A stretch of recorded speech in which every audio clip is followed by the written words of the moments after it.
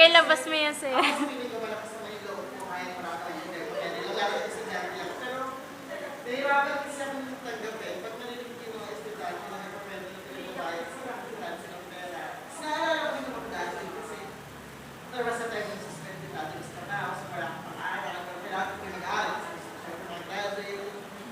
Pipilit lang ko ng teacher ko magkaya ng libro sa statistics. Tapos sabi ko, ayaw na kumayag ng next week na kabayad ko pa yung 150 ko sa wala akong masahe pa. Oh wait, that's a discount. Sabi ko sa inyo, hindi, so hindi ko. Sa akin kasi, parang sa akin, normal naman yung experience sa akin. Pero parang, pag narinig ko nangyayari siya sa mga estudyante, kasi ganun ko, hindi naman daan kasi nakasagaw mo. Napaka-issue ko patuloy ng pag-aaral ko ng pagka. Usually,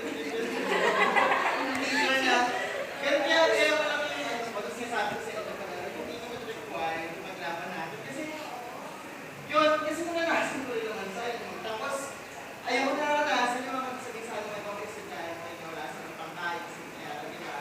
Sabi ko kasi, yun, kasi mayaman ko ako mga college. Yung naalala ko yung, si Shell na ngayon, pagkawin kasi ako 7 a.m. to lunch time. Gagawin ko, hindi ako pwede kumain ng dalawang beses kasi hindi naman magkakasya yung allowance ko doon. So, hindi naman friend ko, kailangan literal, pinamit ko lang kami ng morning ng isang saging. Kasi parang, gusto mo, bigat ko sa saging yung laptop, parang sa gitna ng class. Cause you know I'm all about that bass, no trouble. I'm all about that bass, no trouble.